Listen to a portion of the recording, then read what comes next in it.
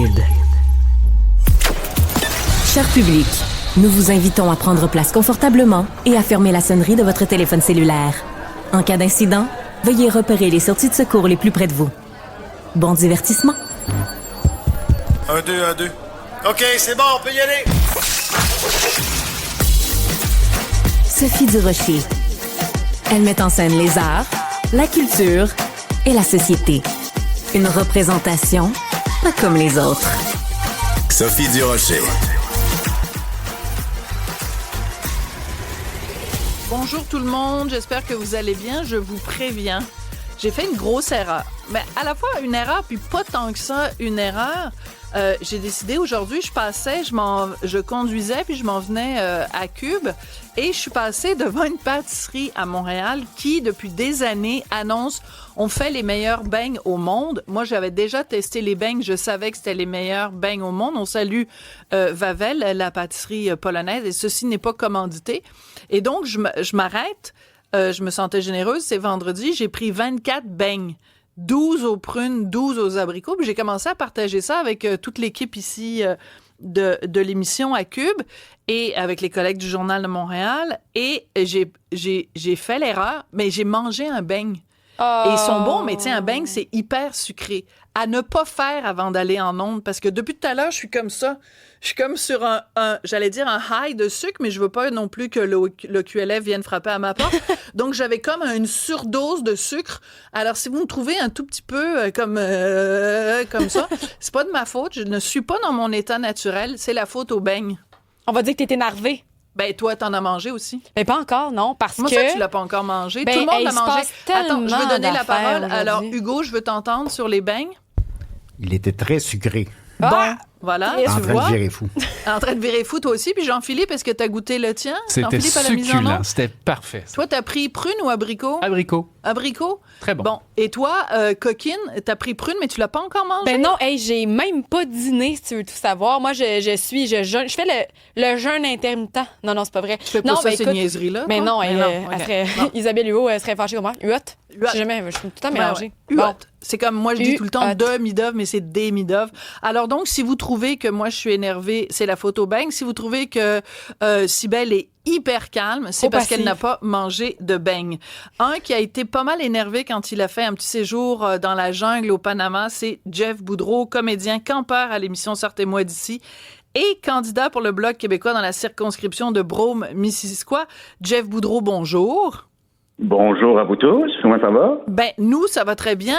Jeff, je pensais jamais mettre dans la même phrase, en présentant quelqu'un, candidat aux élections fédérales et participant à Sortez-moi d'ici. C'est pas la seule. Oui, je suis assez surprise, mais c'est quand même assez particulier. Quand tu te promènes en ce moment, tu fais campagne, évidemment, dans ta circonscription, est-ce que les gens te parlent plus de, mettons, District 31, ils te parlent plus de politique, de Donald Trump ou de le seau à bibite dans lequel tu t'es trempé au Panama? Je te dirais que c'est un amalgame de tout ça, Sophie. Ouais. J'ai quand même fait 30 ans de télé, on peut pas analyser tout ça, là, je veux dire, à un moment donné. Mais oui, puis c'est... en général, je suis toujours accueilli avec un large sourire. Fait que ça, j'apprécie énormément. Là. Disons que le premier contact se fait facilement. Mais est-ce qu'il y a des gens qui sont fâchés? C'est-à-dire, évidemment, tu te présentes pour le Bloc québécois. Peut-être qu'il y a des gens qui t'aimaient beaucoup comme comédien, qui t'adorent à Sortez-moi d'ici, puis là, disent « Ouais, mais je vous aimais comme comédien, mais là, vous vous présentez pas pour le parti que moi j'aime. » Est-ce que des fois, tu as aussi cette réaction-là? Absolument, absolument. Humblement, j'avais jamais reçu de messages de haine, moi. Des messages haineux via les réseaux sociaux. C'était jamais arrivé. Le 3 mars dernier, quand j'ai annoncé que je prenais position pour un parti politique, là, il y a une ligne qui a été tracée et c'est là que ça a commencé. Dès ton annonce? Je peux comprendre aussi. Oui. Dès l'annonce? Wow! Oui. Je peux comprendre aussi parce qu'à un moment donné, ces gens-là s'attachent à nous. On entre dans leur salon à chaque semaine. Tu sais, ça fait 30 ans, moi. Cette année, ça va faire 30 ans. Tu sais.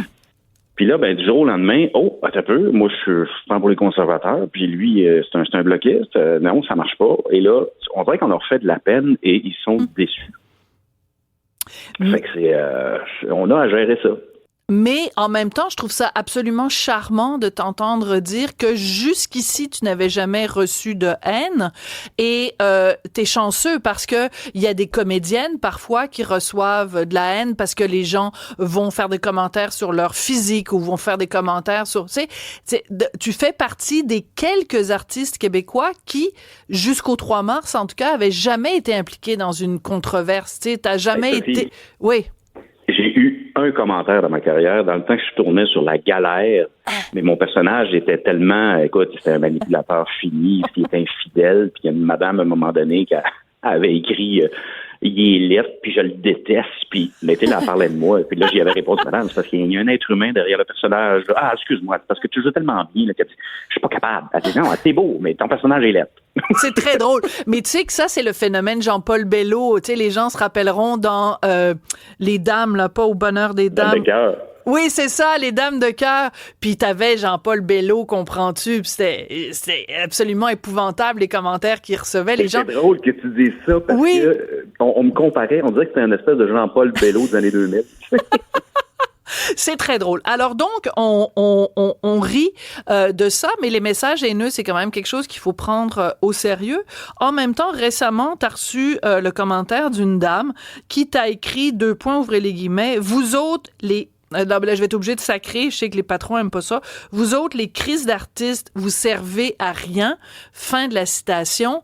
T'as choisi de réagir. Pourquoi? Parce que t'aurais pu laisser passer le commentaire aussi. Oui, j'aurais pu laisser passer, puis c'est ce qu'ils nous disent aussi, là, quand on est candidat, à un moment donné, ils disent laisse passer, parce que tu gagneras jamais, puis interviens pas. Ce que j'ai fait tout le long de la campagne, autre chose que j'ai fait que j'aurais pas dû faire, parce qu'ils nous disent non, c'est pas vrai que j'aurais pas dû faire.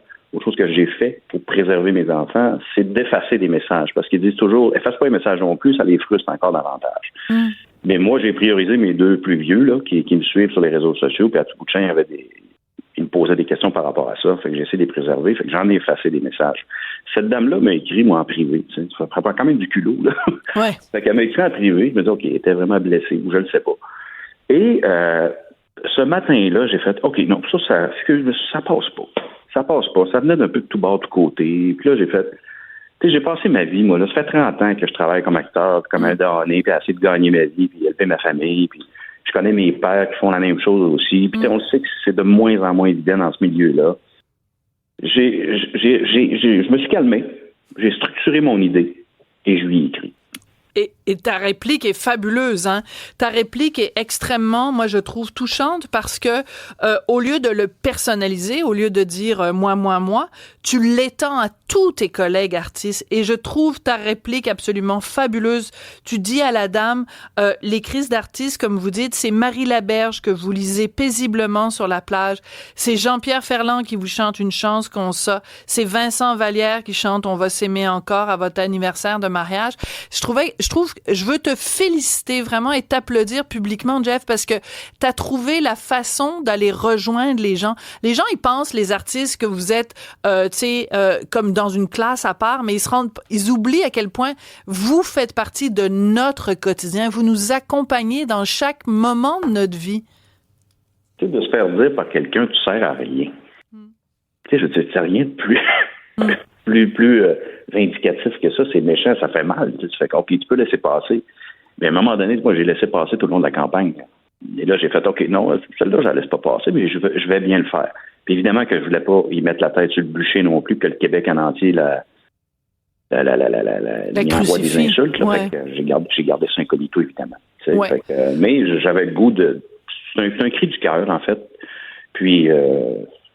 tu sais, on est une maillon de la chaîne économique. J'ai appris en campagne, je ne savais même pas, moi je l'ai appris via le bloc, tu sais, c'est 17,3 milliards, ou 0,4, là, je me souviens plus, là, 17,4 milliards par année, la culture. C'est 178 000 emplois, c'est énorme. Fait que, c'est plus que l'aluminium, c'est plus que le bois. Donc, on fait partie de cette chaîne économique-là. C'est le fun que les gens le reconnaissent aussi. Puis je dis pas qu'on est meilleur que d'autres, là, loin de là. C'est une chaîne qui fait en sorte que tout ça se tient. Mais on fait partie de cette chaîne-là, puis il faut l'apprécier, je pense, là. Mais d'autant plus qu'on le sait, l'enjeu des élections en ce moment, des élections fédérales, c'est comment nous, comme pays, moi, j'haïs ça parler du Canada en disant notre pays, mais bon, jusqu'à preuve du contraire, c'est toujours bien ça. Comment nous, comme pays, on va arriver à faire face à comment on va arriver à maintenir une certaine souveraineté culturelle par rapport à Trump qui veut nous annexer. Donc, s'il y a un moment où la défense de la culture québécoise est importante, c'est bien maintenant. C'est bizarre que la dame n'ait pas compris ça. Non, puis l'autre affaire aussi, pourquoi que les artistes, à la majorité, vous votez PQ, votez Bloc, puis vous êtes pour l'indépendance, ou on défend la langue, c'est notre métier, c'est avec ça qu'on gagne notre vie. La culture, ça nous permet de comprendre d'où on vient, où on est, puis où est-ce qu'on s'en va. Puis c'est notre outil de travail, la langue. Fait que c'est sûr qu'on veut la protéger bec et ongle. C'est normal qu'il y ait beaucoup d'artistes qui sont bloquistes, là, tu sais. C'est notre gagne-pain. Est-ce que... Puis c'est notre culture. Fait que c'est pour ça que je trouve toujours ça bizarre, moi, une dame comme ça qui m'écrit. Fait, être contre la culture, c'est être contre le Québec. C'est être contre nous autres, être contre vous, carrément. Tu sais. Ouais. Je trouve ça très particulier que la dame t'a écrit en direct. Les gens se rendent pas compte, parce que j'en reçois moi aussi un char puis une barge.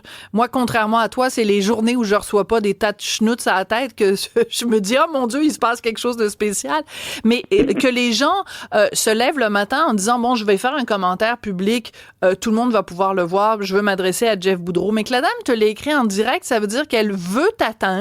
Elle veut te blesser, elle veut te faire du mal, mais en même temps, elle le fait sans que le reste du monde le sache. Il y a quelque chose d'un peu pervers. À demi assumé. Ouais. Est-ce que tu voulais, Cybèle, intervenir? Ma question, c'est plus par rapport à vos enfants, Jeff Boudreau. J'imagine qu'ils ont envie d'aller vous défendre, d'aller leur répondre, de peut-être même qu'il y a des montées agressives pour vous défendre. Comment vous avez... C'est quoi la discussion que vous avez avec vos enfants? Qu'est-ce que vous leur dites de faire ou de pas faire? Je leur ai demandé de jamais répondre, de pas aller là. Souvent, c'est d'autres personnes qui vont s'en occuper.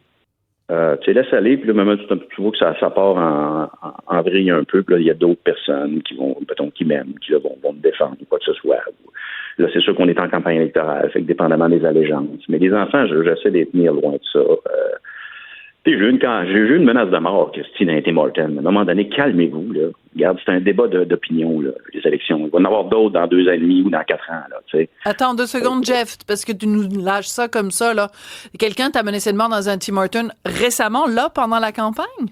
Ben oui, on se promenait, puis à un moment donné, mon accompagnateur, il disait, je pense qu'ils sont reconnus là-bas. Fait une table de 8 personnes âgées. Fait que je me rapproche de la table, je les salue, bonjour. La madame me reconnaît à cause de la télé, un autre, c'est autre chose. Bon, puis il y en a un qui veut pas me serrer la main, pas de problème, je vois bien, tu sais, je force pour personne. Ben non. Puis là, il commence à me parler de toutes sortes de choses, comme insulter, que le bloc, ça sert à rien, puis tu vas te chercher un chèque à Ottawa. La rhétorique qu'on entend tout le temps là, de certaines personnes qui ont pigé un peu partout, mais qui sont pas politisées, puis ils comprennent pas comment ça fonctionne, puis ils comprennent pas à quoi sert le bloc vraiment, tu sais. Et mais moi, à un moment donné, je me demande au monsieur, j'ai dit, est-ce que vous êtes un chasseur? Il dit, ouais, pourquoi? J'ai dit, savez-vous que c'est le Bloc qui a fait en sorte que les chasseurs puissent chasser encore aujourd'hui? Parce que quand la réforme a passé, armes de chasse, il était censé... en fait, c'est nous qui l'avons fait enlever, armes de chasse, pour que les chasseurs puissent continuer leur sport. D'accord. Ça, je veux dire, tu sais. Sinon, c'était pas prévu. Les armes de chasse, ça embarquait avec tout le reste. Fait que j'ai dit, c'est grâce au Bloc. Voici un exemple. Parce que, Chris, si j'avais un gun, si je te tirerais là. Ben, là, voyons donc, Jeff, je capote ma vie. Oui, mais tu sais, c'est drôle parce que je m'étais tourné pour regarder mon accompagnateur, puis il y avait un char de police au bord de la rue. Puis là, ça m'a vraiment passé par la tête. J'ai dit, j'ai fait une plainte. Je fais non. Non, c'est un monsieur qui est malhabile. Puis là, après, les gens qui étaient à la table, il y a un couple qui est venu me voir un peu gêné. Il a dit, on s'excuse. J'ai dit, mon Dieu, il est allé loin. J'ai dit, madame, c'est pas grave. C'est pas grave. Là, j'ai dit, il y a des gens qui sont impulsifs comme ça, puis ça peut... ça les atteint. Ou, tu sais, c'est fou, en politique, là. Je veux dire. Hier, on était dans un endroit avec Yves-François Blanchet, et c'était on visitait une microbrasserie, tu sais. Propriétaire que je connais depuis longtemps, c'est longtemps que j'en ai eu de la bière. Fait que là, hyper sympathique, capable. Il y avait des gens sur au bar. Et il y en a 5-6, ils se sont jamais tournés. Tu sais, tu ne peux... Tu as le droit d'être pour un autre parti politique, d'avoir d'autres allégeances, mais c'est rien de se tourner, de serrer la main. Oui, bonjour, ça fait plaisir. C'est pas mon parti, mais je vous souhaite bonne chance. Ça menace pas personne, on menace pas ton parti, tout va très bien. Tu sais, à un moment donné, tu fais, hey, là, c'est de la courtoisie à quelque part. Mais je pense qu'il y a un respect. Les gens se sentent, puis c'est drôle parce que je me promène et maintenant, c'est assez bon pour savoir, OK, ça c'est un libéral. Ça, c'est un bloquiste. Ça, c'est un conservateur. T'es bon. Alors, en espérant que cette expérience ne fasse pas en sorte que tu dises, à propos de la politique, sortez-moi d'ici. Jeff, c'est tout le temps qu'on a, mais écoute, je te remercie. Et, tu sais, quand tu racontais tout à l'heure le gars qui a menacé avec un gun, ça me fait penser quand même à la fois où Luc Lavoie avait dit qu'il partirait à la chasse aux souverainistes. Il faut faire attention, le poids des mots quand on dit ce genre de choses-là. Alors, je te dis le mot qu'on dit aux comédiens. Merde pour lundi. Merci beaucoup, Jeff Boudreau. Je te dis pas merci, il faut pas dire merci. Voilà, exactement. Merci. Moi, je te dis merci. Au revoir, Jeff. Sophie Durocher. Passionnée, cultivée, rigoureuse. Elle n'est jamais à court d'arguments. Pour savoir et comprendre, Sophie Durocher.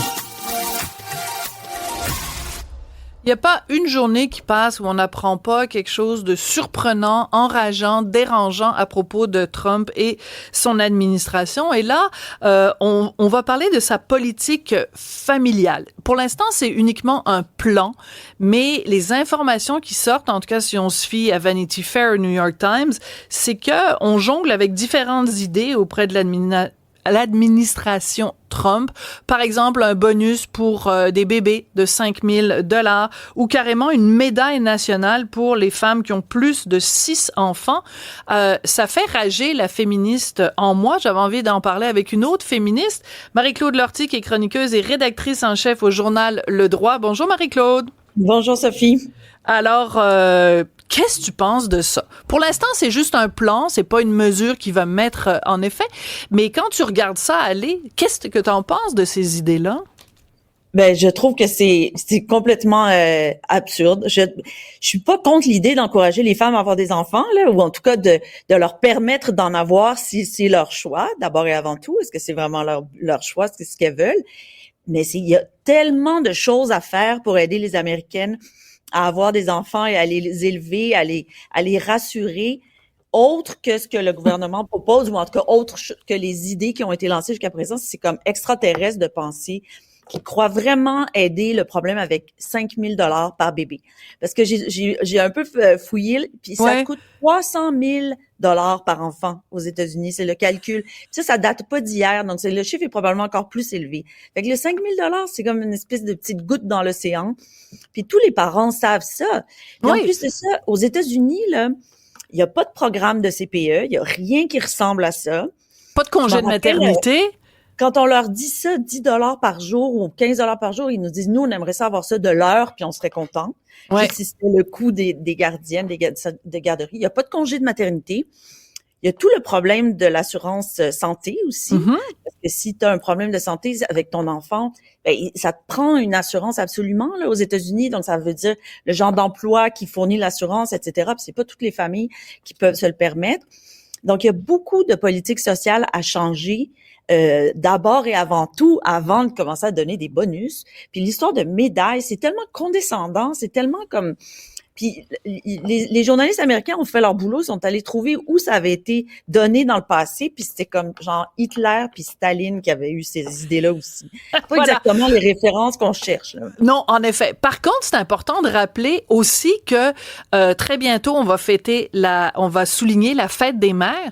Mais la fête des mères, c'est quelque chose qui avait été créé pendant que la France était sous occupation nazie. C'est le régime de Vichy, c'est le maréchal Pétain pour encourager les Françaises. Et puis lui, son slogan, c'était famille, patrie. Et ben là, il a dit, il faut souligner, il faut que les Françaises fassent plus d'enfants. Donc, il a instauré la fête de la fête des mères. Moi, à chaque fois que la fête des mères arrive, je dis, premièrement, j'aime pas ça, les fêtes. Mais en plus, je pense à Pétain. Fait que ça me dérange. Okay. Mais je veux revenir sur l'idée du 5 000 $. Tu as tout à fait raison dans ton calcul. Ça coûte très cher avoir des enfants. 5 000 $, c'est rien. Non seulement ça, mais la mesure serait donnée seulement aux couples qui sont mariés. Et ça, c'est encore une fois une façon de vraiment discriminer les populations hispaniques et noires qui, traditionnellement aux États-Unis, ont moins tendance à s'unir par les liens du mariage. Puis en plus, c'est complètement stupide parce que tu fais 2 classes de citoyens. Ben oui, absolument. Puis ils ont aussi une idée qui est de réserver certaines bourses là, qui sont remises par le gouvernement fédéral seulement aux étudiants ou aux chercheurs qui sont mariés puis qui ont des enfants. Donc c'est tellement rétrograde, puis surtout ça va tellement à l'encontre du but recherché. Je comprends pas qu'il fasse ça, mais cela dit, c'est tout ce que fait Trump jusqu'à présent est bizarre. Parce qu'il a promis à tout le monde de baisser le coût de la vie alors qu'il impose des tarifs douaniers qui vont augmenter le prix de tout ce qui est importé. Donc, il fait l'inverse. Il pose des gestes qui vont à l'encontre du but qui est déclaré. Et la réalité qui est vraiment inquiétante là-dedans, c'est que les gens vont pas nécessairement essayer de comprendre l'impact des mesures, puis ils vont s'arrêter uniquement à l'annonce puis au marketing que lui fait de ses annonces. Donc, de dire, 5 000 $, plein d'argent, plus de bébés, c'est comme si la réflexion risque de s'arrêter là, alors que on sait tous, si on prend le temps d'y réfléchir 30 secondes, que concrètement, c'est de l'argent qui va servir là, pendant une année, peut-être 2 pour aider les parents à avoir leurs enfants. Mais en même temps, si on coupe l'aide aux familles pour l'école, pour les garderies, pour le transport scolaire, pour l'assurance santé, pour toutes les mesures sociales nécessaires, ben ça aide pas, là, ça aide rien. Ce qu'il faudrait aussi, c'est qu'ils subventionnent. Il y avait une autre chose dont j'ai pas parlé tout à l'heure, subventionner, aider financièrement tous les programmes de fécondation in vitro, puis tout ça, parce qu'il y a beaucoup de parents, puis ça, de futurs parents, d'éventuels parents qui en profiteraient. Puis l'autre chose aussi, c'est qu'ils sont complètement contre le mariage gay, le same-sex marriage en anglais. Et ça, c'est pourquoi empêcher des 2 personnes qui sont ensemble depuis toujours, puis qui s'aiment, puis qui veulent fonder une famille, d'en avoir. Si vous voulez des enfants, soyez cohérents. Oui, tout à fait. Ben, on sait aussi qu'ils sont contre l'avortement, donc ils empêchent l'avortement, évidemment, pour qu'il y ait plus d'enfants. Puis là, ils disent, on va vous donner de l'argent, puis si en plus vous en faites 6, on va vous donner ça. Cybèle, tu veux attirer notre attention? Et Marc-Claude Lortie, je vous demanderais de regarder ce que je présente présentement à l'écran. En fait, c'est mon collègue Alexandre Moranville-Ouellette qui m'a envoyé ça ce matin. C'est un musicien, je sais pas c'est qui, il s'appelle Zoubi. Il a fait une publication sur Twitter, sur X, et il a écrit regardez présentement le statut moderne des femmes et des hommes dans leurs relations. Ça devient vraiment clair et limpide que nos ancêtres avaient certaines règles, certaines traditions qui étaient en place. C'était pas juste pour nous oppresser, pour être méchants. Il s'adresse aux femmes. Ils savaient certaines choses, peut-être qu'aujourd'hui notre société moderne ne sait pas. Et Elon Musk, qui est un très proche collaborateur de Donald Trump dans toute son administration, a juste répondu « ouais ». Ouais, il est d'accord avec ça. Ouais. Alors ça, c'est encore une fois, c'est l'idée de revenir à ces racines dont on parle traditionnalistes, et les femmes étaient donc plus heureuses, la société allait donc mieux à ces moments-là. Je trouve que c'est tout à fait d'à propos à ce que vous êtes en train de nous dire, Madame Lortie. Elon Musk, il a 14 enfants, hein? Vas-y, Marie, réagis à ce tweet-là. Oui, il y a 14 enfants, puis il a pas l'air de passer énormément de temps avec eux, à s'en occuper, à préparer leur souper, puis à les amener à l'école, là. Ça fait que c'est n'importe quoi, mais ce qui est plate là-dedans, c'est que les gens, jusqu'à présent, ce qu'on observe aux États-Unis, c'est que la population ne réagit qu'à la vente de ces annonces-là et pas à leur réalité. C'est bon, à un moment donné, la réalité va finir par s'installer, là, comme l'augmentation des prix, l'inflation, l'impact réel des tarifs douaniers, je reviens à ça. Puis donc, les gens vont finir par faire l'équation. Le prix des œufs a toujours pas diminué alors qu'ils avaient promis ça. Donc, mais je te pose une question, Marie. Je te pose une question, Marie-Claude. Je vais faire l'avocat du diable 2 secondes. On le sait qu'en Occident, le taux de fertilité a énormément baissé. C'est problématique. À partir du moment où ton taux de fertilité est moins de 2, ta population ne se renouvelle pas. Alors, on fait quoi? Comment on fait pour donner le goût aux femmes ou aux couples d'avoir des enfants? Ben moi, je reviens à ce que je disais tout à l'heure. Il y a un paquet de mesures sociales qui sont importantes. Il y a beaucoup de recherches qui ont été faites aux États-Unis sur le prix des services de garde, puis qui ont un impact direct sur la volonté des familles, des couples d'avoir des enfants. Si ça te coûte $300 par jour, je dis n'importe quoi, je lance un chiffre en l'air, mais c'est extrêmement cher parce qu'il y a il y a pas de filet social pour ça. Donc, c'est sûr que si ça te coûte une fortune, ben t'en auras pas 3 ou 4 enfants, peut-être un. Et encore, puis là, ça prend aussi une famille, des gens qui vont aider, tout ça. L'absence de filet social aux États-Unis a un impact réel sur ce genre Mais on pourrait dire... On pourrait dire aussi que au Canada, tu sais, Poilievre, moi je trouve que les gens lui sont tombés sur la tomate beaucoup trop quand il a dit il faut des logements abordables parce qu'il y a plein de couples canadiens qui attendent et puis il y a l'horloge biologique qui dit aux femmes passé 35 ans, ça va être plus difficile d'avoir des enfants. Moi je considère que Pierre Poilievre, je fais pas de la partisanerie, mais je considère qu'il faisait juste dire une évidence et les preuves sont là. Si tu n'as pas possibilité d'avoir un logement abordable, tu n'auras pas d'enfant et ton horloge biologique va faire en sorte que c'est trop tard après. Oui, la façon dont c'était présenté était peut-être était pas la plus habile, mais c'est vrai que la question du logement abordable fait partie aussi des facteurs qui influencent le choix d'un couple de s'installer, d'avoir des enfants, l'accès au travail, la réalité du travail aussi. Il y a le taux de natalité au Québec d'ailleurs est plus élevé que dans le reste du Canada, puis on attribue ça aux services de garde probablement. Dans le reste du pays. Merci Pauline Marois. Oui, exactement, absolument.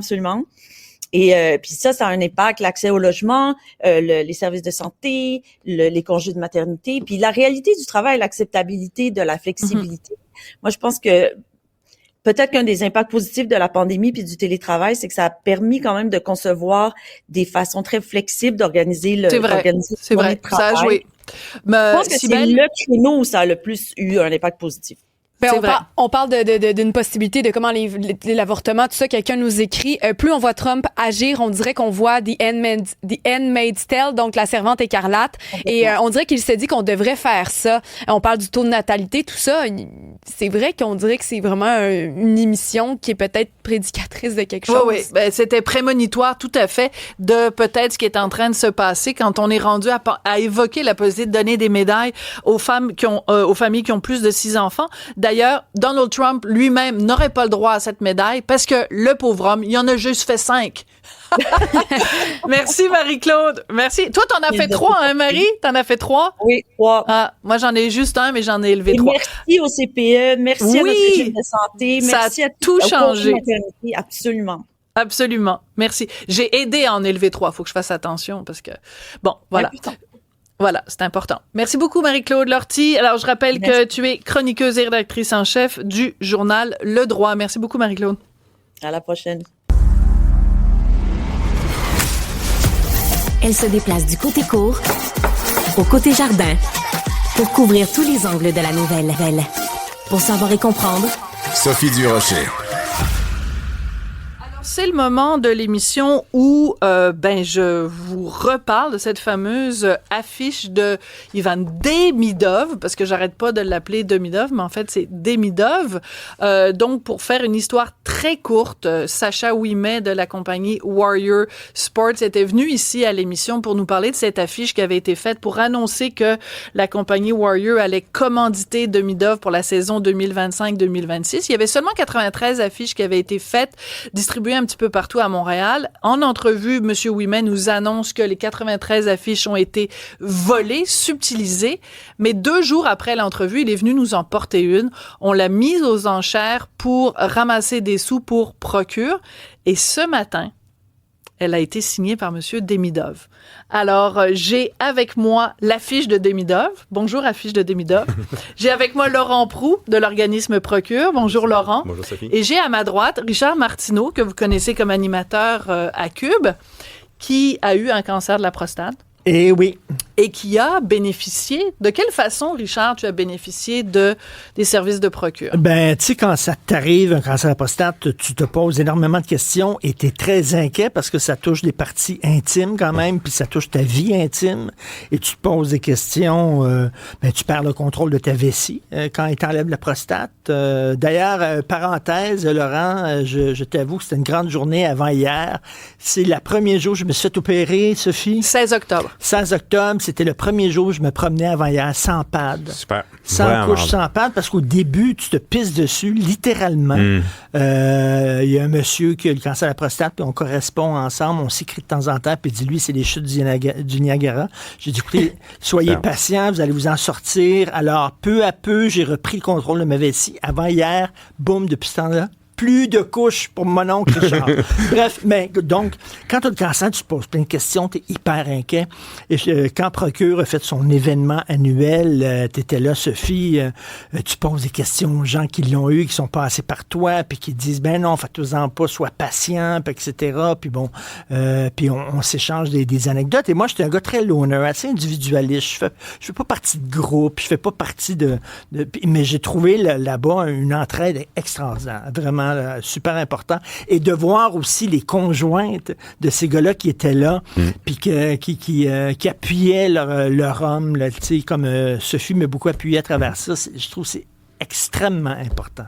Alors, vraiment. merci pour ton témoignage, Richard. C'est vrai que cette soirée-là, moi, j'étais émue. Et à un moment donné, vous avez annoncé le montant qui avait été ramassé. Puis moi, je me suis mise à l'écart puis je pleurais parce que c'est la première fois de ma vie que je voyais autant de gars qui se parlaient et qui se disaient les vraies affaires. Donc, on est rendu avec l'affiche à 4 000 $ pour les enchères. Incroyable. On espère que ça va monter. Les gens, vous avez jusqu'à lundi. Qu'est-ce que vous allez faire avec ces sous-là, Laurent? On agit sur trois plans. Le premier, c'est l'information et soutien. Vous avez vu, le site web, vous l'avez consulté. Donc, il y a une nouvelle version qui s'en vient là, d'ici la fin de l'été. Ça, c'est le premier élément de toute l'information, tout ce qui tourne autour du contenu, parce que notre contenu est validé par des urologues, donc c'est vraiment du contenu très spécialisé. Deuxième, c'est la sensibilisation. Fait une série de campagnes de sensibilisation. C'en était une. Oui, c'est un gala, mais aussi, c'est un échange. Les hommes vont justement se parler. Puis la marche du courage qu'on a au mois de juin, c'est la même chose. On avait avant des chandails rouges, puis normalement, les hommes qui avaient le chandail rouge se mettent ensemble, commencent à échanger. Donc, ce volet sensibilisation chez nous est très fort. Faut savoir que ça touche 18 Québécois par jour. Hein. Tous les jours, il y a 18 hommes. J'aime ça à chaque fois que tu dis ce chiffre-là, Laurent, parce que ça fait plusieurs fois que je l'entends, puis à chaque fois, c'est comme un coup de massue. Juste qu'on prenne tous le temps de bien y penser. En 24 heures au Québec, il y a 18 hommes. C'est votre frère, c'est votre père, c'est vous-même, c'est votre neveu, votre cousin, votre collègue de travail qui reçoit un diagnostic du cancer de la prostate. C'est énorme. Exact. Énorme. Puis, on a mis en place, puis Jean Pagé est un peu à l'origine de ce projet-là, c'est d'avoir des infirmières en neuro-oncologie. Donc, la ligne téléphonique, c'est pas une ligne de service à clientèle, là. C'est des infirmières qui vont répondre. Tu sors du bureau du médecin, puis tu l'as vécu. Série de questions, ils n'arrivent pas sur le coup, ils arrivent une journée ou 2 jours après. Alors, tu as au moins l'opportunité de parler à une infirmière ou un infirmier qui va prendre une demi-heure, 3/4 d'heure à t'expliquer ce qui vient d'arriver, puis c'est quoi la suite, c'est quoi la trajectoire de soins que tu vas vivre pour les mois qui vont s'en venir. Alors, pour nous, c'était essentiel d'avoir ce service-là parce que tu l'as dit tantôt, moi aussi, je suis un loner, je suis pas quelqu'un de groupe. Ouais. Puis l'approche, on essaie de faire ça aussi, d'avoir une approche beaucoup plus humaine, du 1 à 1. Puis on va favoriser ça des gens qui ça fait peut-être 1 an ou 2 qui ont eu une opération, qui peuvent soutenir d'autres hommes, parler, d'échanger.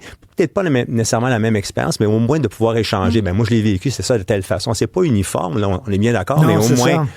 Tu sais, le conseil d'être patient, puis de te faire confiance, c'est des conseils qui sont valides, puis qui prennent du temps. C'est sûr, ça a peut-être été différent pour toi que pour moi, mais quand même, tu sais, c'est... Laurent, tu m'avais dit, fais-toi confiance des fois. À la maison, quand t'es à la maison, enlève ton pad. Ben, tu te couches la nuit, puis j'avais comme une grosse couche pour adultes, là.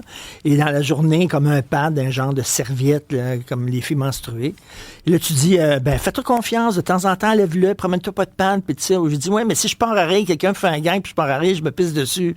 Non, fais-toi confiance. Et là, bon, voilà, c'est terminé. Mais tu sais, peu à peu, mais tu sais, j'ai appris ça avec toi, puis avec la gang de Procure et tout, tu sais. Moi, je veux le dire publiquement, je suis tellement fière de mon mari.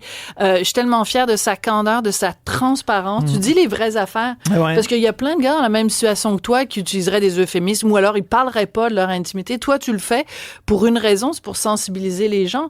Puis aussi, les choses qu'on cache, c'est des choses dont on est gêné, mais il y a aucune gêne à avoir. Si vous êtes diabétique, vous vous piquez, je veux dire, c'est comme ça fait partie de... C'est important de dire les mots, surtout pour les gars. Vous avez tellement tendance à ne pas vouloir parler. Alors, Richard, je le dis publiquement à quel point je suis fière de toi.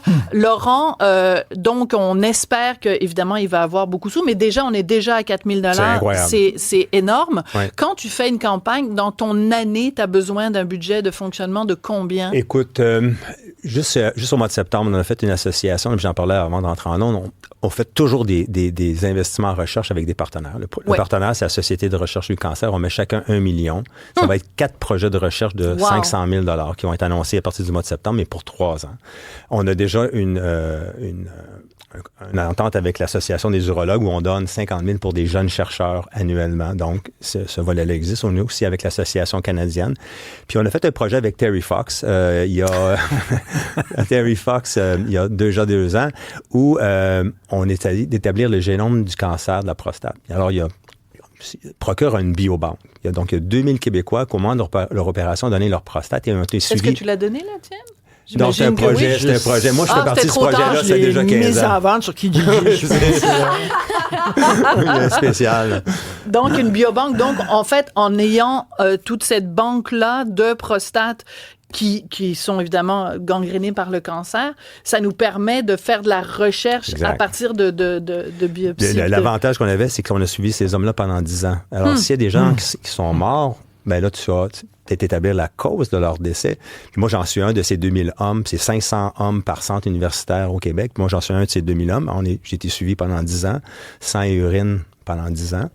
Maintenant, on a pris les 100 qui sont décédés, puis on essaie d'établir le génome de ce cancer. Incroyable. Donc, l'argent que vous donnez pour ceci, c'est super important pour la recherche. Et excuse-moi, je suis désolée de te dire ça, mais c'est tout le temps qu'on a. Je veux juste dire, bon courage à tous les hommes qui ont en ce moment le cancer de la prostate. Donc, vous le savez publiquement, Richard a eu le cancer de la prostate. Mon père aussi a le cancer de la prostate. Donc, finalement... Les 2 hommes dans ma vie. Laurent va traverser le Canada en vélo. Oui, on va prendre 30 secondes. Vas-y, vite. C'est important. Comme 6 juin jusqu'au 6 juillet, je traverse le Canada. Puis il y a une journée que j'ai dédiée à Richard. Donc, je dédie les 32 jours à un homme. Puis une de ces journées-là, c'est à Richard. Traverse le Canada un mois en vélo. De 32 jours, c'est fabuleux. Ouais. Merci beaucoup, Laurent. Donc, vous avez jusqu'à lundi pour nous envoyer vos enchères. Merci beaucoup à vous deux. Merci. Sophie Durocher. Un savoureux mélange artistique de culture et d'information. Montréal pue, et ça pue partout, là, dans tous les quartiers. J'entends déjà les gens rire dans leur voiture. Tout le reste n'est que fumisterie. Donc, on veut un monde qui sent l'eau de Javel. Un monde blanc, sans défaut. Rémi Villemur. Alors, il paraît que George Clooney et Amal Clooney, moi, j'arrive pas à me mettre à l'idée qu'elle porte le nom de son mari. C'est une brillante avocate, elle se marie avec elle change de nom. En tout cas, bref, George et Amal Clooney, il paraît qu'ils se chicanent jamais. Mais Rémi, tu vas nous dire que y a des gens qui pensent au contraire qu'il y a une bonne façon de s'engueuler quand on fait partie d'un couple. Oui, il y a des gens en tout cas qui ont accepté l'idée qu'on se chicane toujours au moins une fois quand on est en couple. Et il y a des façons de bien le faire et des façons de ne pas bien le faire. Et j'ai décidé de proposer des exemples pour chacune des propositions que nous fait le Guardian, qui est un journal britannique ce matin. Alors, on commence-tu avec à ne pas faire? Ouais, oui. OK, parfait. À ne pas faire. Donc, à ne pas faire. Surtout que c'est la fin de semaine s'en vient, fait que c'est la fin de semaine qu'on se chicane. Essayez de l'emporter chaque fois. Ah ouais. Donc, par exemple, je vous invente une scène. Elle vous dit, t'as dit à ma meilleure amie que ses nouveaux cheveux, c'était spécial. C'est méchant, ça, de dire ça? Puis là, le gars répond, non, c'est pas méchant. Elle dit, oui, c'était méchant. Puis là, le gars lui dit, quand je te dis que t'es spécial, c'est-tu méchant? N'allez pas là, ne faites pas ça. N'essayez pas de l'emporter, parce que là, dans la situation que je viens de vous décrire, la fille va interpréter que spécial. La fille a raison. La fille a raison. Les filles ont toujours raison. Ça, d'ailleurs, ce n'est pas dans l'article, mais je le dis comme ça, on départ comme ça, c'est plus simple. Parce que, juste pour revenir un tout petit peu en arrière, c'est un article à propos d'un livre qui a été écrit sur le sujet, quand même, une dame qui est spécialisée dit dans les relations de couple. Elle s'appelle Johanna Harrison et j'adore le titre de son livre. 5 chicanes que tous les couples ont besoin d'avoir et pourquoi c'est important de laver la vaisselle avant de la mettre dans le lave-vaisselle. Toi, fais-tu ça? Laves-tu avant de mettre dans le lave-vaisselle? On va pas chicaner quand même, là? Ben, Je répondrai pas. Moi, j'ai pas de lave-vaisselle. Ah, ben là, c'est bon. Moi non plus, j'ai pas de la vaisselle. Ah oui, c'est parce que vous êtes jeune, puis vous commencez dans la vie. Mais c'est parce que ça, je pense que ça nous amène à peut-être une autre discussion complètement, mais la manière dont tu es élevé chez toi, je pense que ça a un gros impact sur la manière dont tu vas placer ta vaisselle dans le lave-vaisselle. Mais c'est surtout que tu te dis, t'es un couple, tu t'aimes, et là, tu vas te chicaner sur une niaiserie, genre, pourquoi t'as pas rincé la vaisselle? Avec Martineau, c'était les fourchettes. Moi, je mets les fourchettes par en haut, la pointe des fourchettes par en haut. Martineau, il les met par en bas. Mais tu sais pourquoi les gens se chicanent pour la lave-vaisselle? C'est parce qu'ils stockent des frustrations. Ça aussi, c'est à ne pas faire. Stocker des frustrations. Toutes les phrases qui commencent avec « tu sais, la fois où tu », ça veut dire que la personne a un dossier sur vous. Ouais. Moi, je déteste les gens qui ont un dossier sur moi. J'ai mis fin à des amitiés pour ça. Donc, c'est vraiment une règle maintenant en couple. Tu ne pars pas de dossier sur moi. OK, donc ça veut dire que dans ton livre à toi... quand on a une crotte sur le cœur, il faut le dire tout de suite. Ben, en fait, la règle dans l'article, c'est 24 heures. Ouais. Donc, tout de suite ou 24 heures. Et si ça ne vaut pas la peine d'être dit tout de suite ou dans 24 heures, tu mets ça dans la corbeille et tu vides la corbeille. Mais moi, je suis pas d'accord. Moi, je trouve que c'est le fun de ressortir quelque chose 6 ans plus tard. C'est le fun. Ça veut dire que non c'est seulement sadique c'est le fun. Ben oui, non seulement c'est le fun, mais tu peux même le ressortir chaque année pendant 23 ans. Ah, ça, c'est terrible. C'est la fois... Je parle à propos d'une amie, tu sais, moi je suis pas mais ça. Par rapport justement, tu sais, Johanna Harrison qui a fait ce livre-là, dans ses 5 recommandations, il y a la communication qui est bien sûr très toujours. Il y a toujours ça, mais ce que Rémi vient de dire, c'est très clair. Tu sais, si au départ dans une relation, t'annonces que ça pour toi c'est un incontournable au niveau de ta personnalité, ben déjà là l'autre personne peut s'ajuster très vite et c'est pas tout le monde. Donc tu devrais commencer une relation en disant moi les fourchettes, c'est la tête par en bas. Non, moi, par exemple, oui ou non, mais tu sais, par rapport à ça, moi, ça ne marche pas d'avoir un dossier sur moi parce que c'est tellement la base. Donc, je trouve que c'est un bon point. Dites-le rapidement. Ouais, mais ce qui est stocké marine. Hein, tu sais, si tu laisses quelque chose dans un dossier pendant 23 ans... Tout ce qui traîne se salit. Et ça marine, et il y a bien juste le poulet qui est meilleur quand tu le laisses mariner. Des affaires comme ça, non, mais c'est vrai. Autre chose qu'il ne faut pas faire, se chicaner devant ses enfants. Ah oui. Les enfants, est-ce que vous avez vu ce que maman a fait? Les enfants voient tout, y compris que les parents sont les enfants quand ils font ça. Vraiment. Moi, j'avais mieux. Moi, j'ai été élevée dans une famille où mes parents se détestaient. Et donc, mes parents ne se parlaient pas. Alors, on était 5 enfants chez nous, donc il y avait une grande table dans la salle à manger pour manger. Ma mère assise d'un bord de la table, mon père de l'autre bord, et c'était « Peux-tu dire à ta mère de me passer le sel? » Wow. Oh mon Dieu, ça c'est le début d'un film d'horreur. Ça, c'est pas très bon. Ben non, c'est triste. Veux-tu en parler? Non. OK, parfait. Qu'est-ce qu'on doit faire maintenant dans la section Mais ça me fait du bien de l'avoir dit. Tant mieux. Choisir le bon moment. Tu sais, je ne recommande pas les funérailles pour vous chicaner en couple. Je ne recommande ni les épousailles, donc c'est les mariages, ça, pour les gens qui s'en souviennent pas. Le restaurant, les lieux publics en général, ne vous chicanez pas là. Ah, ça, c'est insupportable. Par contre, je dois dire qu'il y a pire que se chicaner au restaurant. Richard et moi, on va souvent au restaurant et le nombre de fois où on voit des couples qui passent tout le souper et qui ne se parlent pas. Richard et moi, on n'arrête pas blablabla. Puis là, t'as des couples à côté, ils sont là 2 heures de temps, ils ne se parlent pas.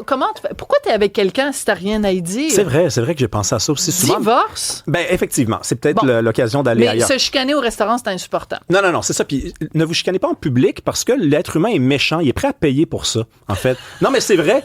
Ne vous donnez pas un spectacle gratuitement. C'est vrai. Non, c'est vrai. Vendez des billets au moins. Soyez curieux. Ça, c'est un des conseils qu'on nous donne. Ça, si vous voulez vous chicaner. À faire. Soyez curieux. Donc, les hommes, par exemple, pourquoi ça t'énerve quand je fais ça? Veux-tu en parler? Ne baillez pas, par contre. Ne soyez pas curieux en baillant parce que c'est la fin. Mais j'aime ça la façon dont madame, c'est Harrison, son nom, la façon dont elle le dit, elle dit enquêter. Ça veut dire, tu sais, mettons que tu te chicanes à propos des fourchettes dans le lave-vaisselle, tu peux 3 jours après dire T'avais une frustration cette journée-là. C'est pour ça qu'on s'est engueulé pour les fourchettes dans le lave-vaisselle. Mais c'était sûrement pas ça. Qu'est-ce qu'il y a derrière? C'est quoi ta frustration? Ça, j'aime beaucoup l'idée de l'enquête, mais pas une enquête, pas une inquisition, mais juste essayer de comprendre ce qu'il y a derrière la chicane. Ouais. La chicane, elle cache quoi? Ça, je trouve que c'est extrêmement important. C'est ce que je retiens, moi, du texte. Tout à fait. On nous recommande aussi de prendre la responsabilité. Ça, on le connaît, ce truc-là. Donc, je prends toujours l'exemple des garçons. Dites-le que c'est de votre faute. OK? Dites-le, c'est de votre faute. Ou alors, ne dites pas, tu m'énerves. Dis plutôt, je trouve que tu m'énerves. Quoique ce truc-là, je trouve que c'est preuve n'est pas encore faite que ça niaisage. marche. Preuve n'est pas encore faite que ça marche, effectivement. Et il y a le dernier truc, mon préféré, et je dois l'admettre au pluriel, parce que ça m'est arrivé souvent de l'utiliser, ça s'appelle la fuite. Mais enfuyez-vous, échappez à ça. Donc ça, c'est bon ou pas bon? C'est bon, c'est recommandé. C'est-à-dire fuir la chicane, enfuyez-vous, et vous pouvez même le faire à deux. C'est vrai. Vous vous chicanez toujours parce que vous êtes à la maison, vous sortez pas, vous chicanez toujours au bar parce que vous buvez trop. Voyagez. Allez vous promener, déménager, bougez, faites quelque chose, faites du sport, enfuyez-vous. Moi, là, s'il y a une affaire qui me tombe sur les rognons, on est en train... Non. On est en train de se... Faut pas... Non, mais c'est parce que j'ai eu d'autres mondes avant Richard. Richard, je vais bien, mais j'ai eu d'autres hommes avant. S'il y a une affaire qui me tombe sur les nerfs, mais Richard est le dernier, mais s'il y a une chose qui me tombe sur les nerfs, c'est que t'es en train d'argumenter avec quelqu'un, la personne se lève puis s'en va. Tu sais, même avec un ami ou avec un collègue du travail, on va régler la question quand ça va être fini. Là, je vais t'autoriser à partir. Tu pars pas avant que j'ai fini de dire ce que j'ai à dire, parce que de toute façon, c'est évident que c'est moi qui ai raison. Bien sûr. Merci beaucoup, Rémi. Mais nous, quand on chicane, c'est toujours sympathique. Bien sûr. Mais en général, on est assez d'accord. Si belle, quelle belle semaine on a passée en ce moment. Oui. Merci à Hugo, on se chicane jamais. Jean-Philippe, on se chicane jamais. Camille, la jeune stagiaire, sa dernière journée aujourd'hui. Au revoir Camille, à lundi tout le monde.